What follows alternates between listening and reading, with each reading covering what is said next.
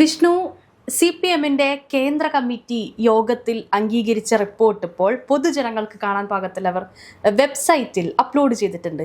അതിനകത്ത് കൃത്യമായി 1, 2, 3 എന്ന് എണ്ണമിട്ട് അക്കമിട്ടുകൊണ്ട് വിശദീകരണം നൽകിയിരിക്കുകയാണ്. എന്തുകൊണ്ടാണ് ഈ കേരളത്തിൽ മാത്രമല്ല അസാമിലും അതുപോലെ പുതുച്ചേരിയിലും തമിഴ്നാട്ടിലും വെസ്റ്റ് ബംഗാളിലുമൊക്കെ CPM-ന് തോൽവി നേരിടേണ്ടി വന്നത് എന്നുള്ളത്. അതിൽ ഏറ്റവും പ്രധാനപ്പെട്ട കാര്യം ഈ കേരളത്തിലെ പരാജയം തന്നെയാണ്. കാരണം 10 വർഷത്തെ തുടർച്ചയായ ഭരണത്തിന് ശേഷമാണ് കേരളത്തിൽ ഇടതുപക്ഷം വലിയ പരാജയത്തിലേക്ക് നേരിടുന്നത്. കണക്ക് സഹിതം അവർ സൂചിപ്പിക്കുന്നുണ്ട്. ഇത് ഈ ഒരു വിശദീകരണം അല്ലെങ്കിൽ ഈ ഒരു റിപ്പോർട്ട് എങ്ങനെയാണ് വിഷ്ണു നോക്കിക്കാണുന്നത്? ഇത് ഒടുവിൽ കുറ്റസമ്മതം വന്നു എന്ന് തന്നെ വേണം പറയാൻ. ചില കാര്യങ്ങൾ നമ്മൾ കണ്ടില്ലേലും മുകളിലിരിക്കുന്നവൻ കാണും എന്നൊക്കെ പറയില്ലേ, അതുപോലെയാണ് കേന്ദ്ര കമ്മിറ്റി എല്ലാം കണ്ടിട്ടുണ്ടായിരുന്നു, കൃത്യമായ വിശദീകരണം നടത്തി. ഇവിടെ LDF-ന്റെ ഇടതുപക്ഷത്തിൻ്റെ കേരളത്തിലെ പരാജയത്തിന് ശേഷം ഇവരെന്തൊക്കെയാണ് പറഞ്ഞത്? പല കാര്യങ്ങളും ഞങ്ങളെ ബാധിച്ചിട്ടില്ല, ശബരിമല വിഷയം ബാധിച്ചിട്ടില്ല, വെള്ളാപ്പള്ളി വിഷയം ബാധിച്ചിട്ടില്ല, ഇങ്ങനെ നിരവധി കാരണങ്ങൾ ഞങ്ങളുടെ പരാജയത്തെ ബാധിച്ചിട്ടില്ല, പൊതുവേ ഒരു ഭരണവിരുദ്ധ വികാരം ഉണ്ടായിരുന്നു എന്നാണ്. എന്നാൽ ഇലക്ഷൻ്റെ സമയത്ത് ഇവർ പറഞ്ഞത് ഭരണവിരുദ്ധ വികാരം, ഞങ്ങൾക്ക് ഭരണവിരുദ്ധ വികാരമൊന്നുമില്ല, ഉറപ്പായിട്ടും ഞങ്ങൾ തിരിച്ചു വരും എന്നുള്ള കുറേ യാഥാർത്ഥ്യങ്ങളും കുറേ ന്യായീകരണങ്ങളും ഒക്കെ ഇവർ പറഞ്ഞു വെച്ചെങ്കിലും ഇവിടെ അവസാനം ഇതാ കേന്ദ്ര കമ്മിറ്റി തന്നെ വന്ന് പറഞ്ഞിരിക്കുകയാണ്, ഇത്തരം കാരണങ്ങളായിരുന്നു നിങ്ങൾ പരാജയപ്പെടാനുള്ള കാരണങ്ങൾ. അത് സാധാരണക്കാർ ചൂണ്ടിക്കാണിച്ച കാര്യങ്ങളായിരുന്നു, അല്ലെങ്കിൽ പാർട്ടിയിലെ ചില അണികൾ ചൂണ്ടിക്കാണിച്ച കാര്യങ്ങളായിരുന്നു ഇവർ എന്തുകൊണ്ട് പരാജയപ്പെട്ടു എന്നുള്ളത്. പക്ഷേ അത് അവർ സമ്മതിക്കുന്നില്ലായിരുന്നു. ഇതാ ഒടുവിൽ അവൾ കേന്ദ്ര കമ്മിറ്റി തന്നെ ഇവിടെ വന്ന് പറഞ്ഞിരിക്കുകയാണ്. ഇതിൽ നമുക്ക് കണക്കുകൾ നിരത്തി ഒന്ന് സംസാരിക്കാം. അതിൽ ഒരുപാട് പോയിന്റ്സ് അക്കമിട്ട് പറയുന്നുണ്ട്. 92 പോയിന്റ്സിലൂടെയാണ് കാര്യങ്ങളെല്ലാം വിശദീകരിച്ചിരിക്കുന്നത്. അതിൽ 6ാമത്തെ പോയിന്റിൽ കൃത്യമായി കേരളത്തെക്കുറിച്ച്, കേരളത്തിൻ്റെ വോട്ട് ഷെയറെ കുറിച്ച് പറയുന്നുണ്ട്. In Keralam the overall voting so marginal increase in 2026 and was 78.03%. അതായത് 2026 നിയമസഭാ തെരഞ്ഞെടുപ്പിൽ ആകെ പോളിംഗ് ശതമാനം കേരളത്തിൽ വർദ്ധിച്ചു, 78.03% വർദ്ധിച്ചു എന്ന് പറയുന്നുണ്ട്. അതിൽ പ്രധാനമായിട്ടും 2021 44.44% LDF-ന്റെ വോട്ട് വിഹിതമാണ് 2026 എത്തിയപ്പോഴേക്കും 37.44% ചുരുങ്ങിയിരിക്കുന്നത് എന്നതിനകത്ത് കൃത്യമായി സൂചിപ്പിക്കുന്നുണ്ട്. അതേസമയം UDF-ന്റെ വോട്ട് വിഹിതം 2021 38.88% അത് 2026 ആയപ്പോഴേക്കും 46.55%. അപ്പോൾ നോക്കുക, 2021 UDF നേടിയ വോട്ടിനേക്കാൾ കുറവാണ് 2026 LDF നേടിയ ആകെ വോട്ട് ഷെയർ എന്ന് പറയുന്നത്. അതുപോലെ 2021 99 സീറ്റുകൾ നേടിയാണ് LDF അധികാരത്തിലേറ്റത്, നമുക്കറിയാം. അതിൽ 35 സീറ്റുകൾ മാത്രമാണ് ഈ 2026 LDF-ന് നേടാനായി സാധിച്ചത്. അതിൽ 40 സീറ്റുകളായിരുന്ന UDF-ന്റെ കണക്കൊന്ന് നോക്കുക, ഇപ്പോഴത് 102 എന്ന വലിയ ഭീമമായ 3 അക്ക ഇതിലേക്ക് മാറിയിട്ടുണ്ട്, കണക്കിലേക്ക് മാറി. അതിൽ 1 സീറ്റ് മാത്രമാണ് BJP-ക്ക് ഉണ്ടായിരുന്നത്. അത് മുന്നത്തെ കണക്ക് പരിശോധിക്കൽ ആ അക്കൗണ്ട് അപ്പാടെ പൊട്ടിച്ചത് ശിവൻകുട്ടിയാണ്. അതിനുശേഷം ഇതാ വീണ്ടും 3 അക്കത്തിലേക്ക്, ഒരു നിസ്സാര കാര്യമായിട്ട് നമുക്കതിനെ കണക്കാക്കാൻ പറ്റില്ല. 3 നിയോജക മണ്ഡലങ്ങളിൽ BJP വന്നു, അല്ലെങ്കിൽ താമരയൊക്കെ വിരിഞ്ഞു എന്ന് പറയാൻ പറ്റും. ഇതിൽ കൃത്യമായി അവർ പറയുന്നുണ്ട് CPM-ന്റെ വോട്ട് വിഹിതം പറയുന്നുണ്ട്. 25.38% 2021 CPM-ന് ഉണ്ടായിരുന്ന വോട്ട് വിഹിതമെങ്കിൽ അത് 21.77% 2026 കുറഞ്ഞു എന്നാണ് പറയുന്നത്. 25.12% കോൺഗ്രസിൻ്റെ വോട്ട് വീതം 25 നിന്ന് 28.79 മാറി. അപ്പോൾ 40 വർഷത്തിനിടയിലെ ഏറ്റവും താഴ്ന്ന വോട്ട് വീതമാണ് പാർട്ടി ഇത്തവണ നേടിയിരിക്കുന്നതെന്നാണ് CPM-ന്റെ ഈ റിപ്പോർട്ടിനകത്ത് സൂചിപ്പിച്ചിരിക്കുന്നത്. ഇത് അതീവ ഗൗരവത്തോടെയാണ് CPM പാർട്ടി കാണുന്നത്. 2021 സ്വതന്ത്രരുൾപ്പെടെ 64 സീറ്റും അതുപോലെ 3 സീറ്റുകളും ഒക്കെ CPM-നുണ്ടായിരുന്നു.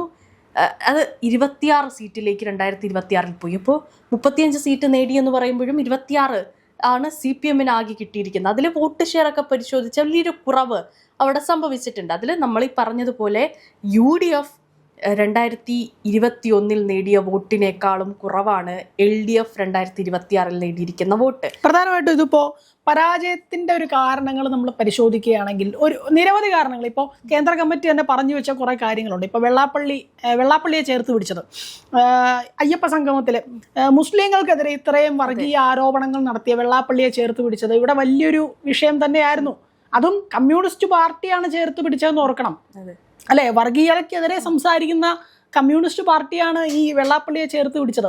അത് ഏറ്റവും വലിയൊരു വിഷയം തന്നെയായിരുന്നു ഇവിടെ. അത് മാത്രമല്ല, നമ്മൾ മറ്റു കാര്യങ്ങളിലേക്ക് പോവുകയാണെങ്കിൽ അയ്യപ്പ സംഗമത്തിൽ യോഗി ആദിത്യനാഥിനോടൊപ്പം ഉള്ള അദ്ദേഹത്തിന്റെ കത്ത് വായിച്ചത് ഇതൊക്കെ വലിയ വിഷയമായിട്ടുണ്ട്. അതുപോലെ PM ശ്രീയുമായി ബന്ധപ്പെട്ട് സംസാരിക്കുന്നുണ്ട്. 20ാമത്തെ പോയിന്റ് PM ശ്രീ അഡ്രസ്സ് ചെയ്യുന്നതിലായിരുന്നു എന്നുള്ളത്. അതിൽ CPI ഉൾപ്പെടെ എതിർപ്പ് പറഞ്ഞ സാഹചര്യം കൂടെ 20ാമത്തെ പോയിന്റിൽ അവർ വിശദീകരിക്കുന്നുണ്ട്.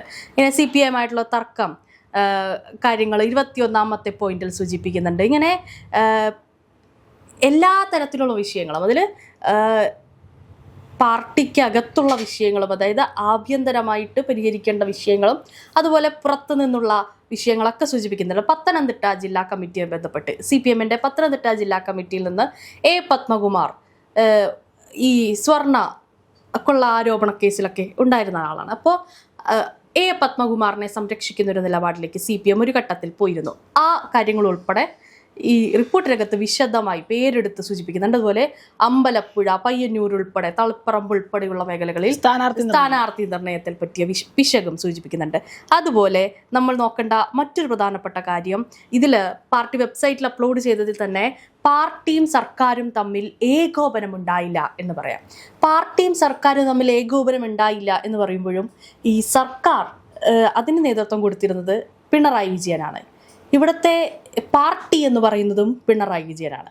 അപ്പോൾ രണ്ടാമതും അധികാരത്തിൽ വന്ന സമയത്ത്, അതായത് 2021 അധികാരത്തിൽ വന്ന സമയത്താണ് ഏകോപനത്തിന്റെ പ്രശ്നം CPM ഈ വെബ്സൈറ്റിലെ റിപ്പോർട്ടിനകത്ത് ഇവിടെ ഞാൻ മനസ്സിലാക്കുന്നത് ഇവരുടെ തെരഞ്ഞെടുപ്പ് വാക്യം തന്നെ ഉണ്ടായിരുന്നല്ലോ, LDF അല്ലാതെ മറ്റാര്, അത് തന്നെ ഒരു ധാർഷ്ട്യത്തിന്റെ ഒരു പകർപ്പായിരുന്നു എന്ന് വേണം ഞാൻ കരുതാൻ. ഞാൻ അങ്ങനെയാണ് മനസ്സിലാക്കുന്നത്. കാരണം ഞങ്ങളല്ലാതെ ഇതൊക്കെ തരാൻ നിങ്ങൾക്ക് ആരാ ഉള്ളത് എന്നൊരു ധാർഷ്ട്യം തന്നെ ആ ഒരു എഴുത്തിൽ നന്നായിട്ട് പ്രതിഫലിച്ചിരുന്നു. ഇതൊക്കെ തന്നെയാണ് ആളുകളിലേക്ക് ഏറ്റവും കൂടുതൽ ആകർഷിച്ചത്. അത് മാത്രമല്ല, ഈ റോഡ് സൈഡുകളിലെല്ലാം പിണറായി വിജയന്റെ ഒരു ഫോട്ടോ ആയിരുന്നു വെച്ചിരുന്നത്. അത് മാത്രം പിണറായിയെ ഫോക്കസ് ചെയ്ത് മാത്രമുള്ള പ്രചാരണമായിരുന്നു നടന്നിരുന്നത്. നമ്മളൊരു കാര്യം മനസ്സിലാക്കണം, കേരളത്തിൽ ഒരാൾക്ക്, ഒരു പാർട്ടിക്ക് വിജയിക്കണമെങ്കിൽ, അധികാരത്തിൽ വരണമെങ്കിൽ 20-21% വരുന്ന മുസ്ലിം ജനതയുടെ വോട്ട് വേണം. അപ്പൊ അത്രയും വോട്ടുണ്ടെങ്കിലേ ഇവർക്ക് ജയിക്കാൻ പറ്റുള്ളൂ. ഇവിടെ ഇടതുപക്ഷത്തിന് അടിയായത് അതായിരുന്നു. മുസ്ലിം ജനതയുടെ വോട്ട് ഏറ്റവും കൂടുതൽ UDF-ന് പോയതാണ് ഏറ്റവും വലിയ പ്രശ്നമായത്. അതിൽ പ്രധാനമായ ഒരു കാര്യം PM ശ്രീയാണ്, പിന്നെ വെള്ളാപ്പള്ളിയെ ചേർത്ത് പിടിച്ചത്. ഈ രണ്ട് കാര്യങ്ങൾ, അത് മാത്രമല്ല നിരവധി പിന്നെ ഇവർ ഈ വെള്ളാപ്പള്ളിയെ ചേർത്ത് പിടിക്കുമ്പോൾ എന്താണ് പിണറായി വിജയൻ വിചാരിച്ചത്? SNDP-യുടെ വോട്ടുകൾ ഞങ്ങളിലേക്ക് വരും എന്നാണ്, അല്ലെങ്കിൽ ഹിന്ദു ജനതയുടെ വോട്ടുകൾ ഞങ്ങളിലേക്ക് വരുമെന്നാണ് വിശ്വസിച്ചത്. എന്നാൽ അതും കിട്ടിയില്ല. ഇവിടെ ഈ എന്തുകൊണ്ട് നേമത്തെ ശിവൻകുട്ടി മത്സരിച്ചുകൊണ്ടിരുന്നപ്പോൾ അവിടെ SDPI ഇദ്ദേഹത്തെ പിന്തുണയ്ക്കുന്നുണ്ടായിരുന്നു. അപ്പോൾ എന്തുകൊണ്ട് അവർ പറഞ്ഞില്ല വോട്ട് വേണ്ട എന്ന് പറഞ്ഞില്ല? ഇവിടെ SDPI കൊല ചെയ്ത അഭിമന്യുവിന്റെ നാടല്ലേ, എന്തുകൊണ്ട് SDPIയുടെ വോട്ട് വേണ്ട എന്ന് പറഞ്ഞില്ല? വർഗീയ വോട്ട് ഞങ്ങൾക്ക് വേണ്ട എന്ന് പറഞ്ഞില്ല? അതൊക്കെ വലിയ വിഷയമായിട്ടുണ്ടെന്നേ. ഇതൊക്കെ ആളുകൾ കാണുന്നതല്ലേ. ഇവിടെ വർഗീയതയ്ക്കെതിരെ സംസാരിക്കുന്ന അപ്പോൾ അങ്ങനെയുള്ള വോട്ടുകൾ വേണ്ടെന്ന് ഇവർക്ക് പറയാൻ പറ്റിയില്ല. ഇതൊക്കെ ഒരു കൃത്യമായ നിലപാട് പറയാൻ പറ്റിയില്ല. അത് മാത്രമല്ല, പിണറായിയുടെ നിലപാടുകളെ ചോദ്യം ചെയ്യുന്ന കൃത്യമായ ഒരു പാർട്ടിയുടെ തലപ്പത്തിരിക്കുന്ന ആൾക്ക് അത് സാധിച്ചില്ല. MV ഗോവിന്ദൻ അത് സാധിച്ചില്ല. നിലപാടുകളെ ന്യായീകരിക്കാനാണ് MV ഗോവിന്ദൻ ശ്രമിച്ചത്. അതിപ്പോൾ ഏത് പാർട്ടിയാണെങ്കിലും അങ്ങനെയല്ലേ ചെയ്യേണ്ടത്? നിലപാടുകളെ എങ്ങനെയാണ് പിണറായി വിജയൻ ഒരു നിലപാട് പറയുമ്പോൾ പാർട്ടി അതിനെ എതിർത്ത് പറയുക, അല്ലെങ്കിൽ അതവരുടെ ചട്ടക്കൂടിൽ നിന്ന് പറയുക, പൊതുവെ വേദിയിൽ നിന്നുകൊണ്ട് അത്തരത്തിൽ വിമർശിക്കാൻ അത് അല്ല, ഇപ്പൊ ഞാൻ പറയുന്നത് അത്രമല്ല, ധാർഷ്ട്യം എന്ന് പറയുന്ന ഒരു കാര്യമാണ്. ഇപ്പൊ പിണറായി വിജയന്റെ ധാർഷ്ട്യം നമ്മളുടെ ഈ തെരഞ്ഞെടുപ്പിൽ വളരെയധികം പ്രതിഫലിച്ചിട്ടുണ്ട്. അതാണ് പരാജയത്തിന് കാരണമായെന്ന് ഞാൻ വിശ്വസിക്കുന്നു. വീട്ടിൽ പോയി ചോദിക്കാൻ പറയുന്നതും കടക്ക് പുറത്തുനിന്നൊക്കെ പറയുന്നതും എല്ലാം ആളുകൾ കാണുന്നതാണ്. ഒരു സാധാരണക്കാരൻ, ഒരു പാർട്ടിക്കാരനോടല്ലേ അന്ന് ആ സ്റ്റേജിൽ നിന്ന് പറഞ്ഞത് അതൊക്കെ അങ്ങ് വീട്ടിൽ പോയി ചോദിച്ചാൽ മതി എന്ന് പറയുന്നത്? അതിപ്പോ ജനങ്ങളല്ലേ തിരിച്ച് മറുപടി കൊടുത്തത്, വീട്ടിൽ തന്നെ പോയിരുന്നോളൂ എന്ന് മറുപടി കൊടുത്തത്. അപ്പൊ ഇത്തരം കാര്യങ്ങളിലേക്ക് വരുമ്പോൾ ഈ ഒരു പൊതുവേദിയിൽ അങ്ങനെയുള്ള സ്റ്റേറ്റ്മെന്റ്സ് ഇപ്പോൾ 2 മാസമേ വി.ഡി. സതീശൻ സർക്കാർ അധികാരത്തിലെത്തിയിട്ടുള്ളൂ. ആ സമയത്തും നമ്മൾ ഇത്തരമുള്ള സ്റ്റേറ്റ്മെന്റ്സ് കാണുന്നില്ലേ? വള്ളം കളിയുമായി ബന്ധപ്പെട്ട് കുട്ടനാട്ടിൽ അവധി കൊടുക്കണമെന്ന് അവരുടെ തന്നെ MLA ചോദിക്കുന്ന ഘട്ടത്തിൽ കൊടുക്കാനുള്ള തയ്യാറെടുപ്പ് നടത്താം എന്ന് പറഞ്ഞ് മൈക്ക് ഓഫ് ആണെന്ന് കരുതി ഇരുന്നു കൊണ്ട് ഒരു കാരണവശാലും കൊടുക്കില്ല എന്ന് പറയുന്നത് പ്രീതിപ്പെടുത്താനാണെന്നേ ഇരിക്കുന്നത്. ജനങ്ങളെ പ്രീതിപ്പെടുത്താനാണ് വി.ഡി. സതീശൻ സർക്കാർ നോക്കുന്നത്, അല്ലെങ്കിൽ വി.ഡി. സതീശൻ എന്ന മുഖ്യമന്ത്രി നോക്കുന്നത്. അതിൽ ഒരു കാര്യം പറഞ്ഞുകൊണ്ട് ചെയ്യാൻ പറ്റില്ലെങ്കിൽ പിന്നെ എന്തിനാ പറയുന്നത്?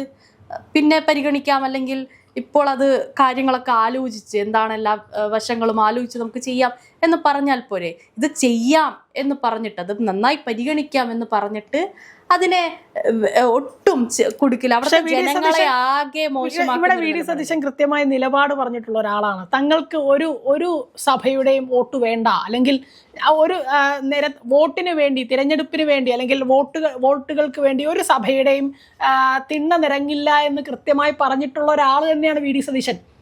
ഉറപ്പായിട്ടും ഇവിടെ ഒരു തിണ്ണയും അദ്ദേഹം നിരങ്ങാൻ ഇവിടെ പോയിട്ടില്ല. അപ്പോൾ അത്തരം ഒരു സാഹചര്യത്തിലാണ് ആ ഒരു നിലപാടിനെയാണ് ആളുകൾ ഇഷ്ടപ്പെട്ടത്. ഇവിടെ വിജയിക്കാൻ കാരണം അദ്ദേഹം മുഖ്യമന്ത്രിയാവാനും ജനപക്ഷം അത് ആഗ്രഹിച്ചതും അതൊക്കെ കൊണ്ട് തന്നെയായിരുന്നു. ഇവിടെ നമ്മൾ ഈ പരാജയത്തിൻ്റെ ഒരു മൂല്യകാരണം എന്ന് പറയുന്നത് ചില കാര്യങ്ങളൊക്കെ നമ്മൾ നോക്കുമ്പോൾ ഈ LDFന്റെ ആ ഒരു പാർട്ടി പിണറായി വിജയനിലേക്ക് ഒതുങ്ങിപ്പോയെന്ന് എനിക്ക് പലപ്പോഴും തോന്നാറുണ്ട്. പിണറായി കാണിക്കുന്ന തെറ്റുകൾ, അല്ലെങ്കിൽ പിണറായി കാണിക്കുന്ന പറയുന്ന ചില കാര്യങ്ങൾ, ഇതൊന്നും ചോദ്യം ചെയ്യാനോ അതങ്ങനെ പാടില്ലായിരുന്നു എന്ന് പറയാൻ പാർട്ടിയിൽ ഒരാൾക്ക് അവിടെ സ്വാതന്ത്ര്യമില്ലായിരുന്നു. സ്വാതന്ത്ര്യമുണ്ടെങ്കിലും അവിടെ മൗനം കാണിക്കുകയായിരുന്നു. അപ്പൊ ഈ മൗനമൊക്കെ ആ പാർട്ടിയെ വളരെയധികം തകർച്ചയിലേക്കാണ് കൊണ്ടുപോയെന്നാണ് ഞാൻ മനസ്സിലാക്കുന്നത്. ഈ പാർട്ടി എന്ന് പറയുന്നത് ജനങ്ങളുടെ ഒപ്പം നിൽക്കേണ്ടതായിരുന്നു.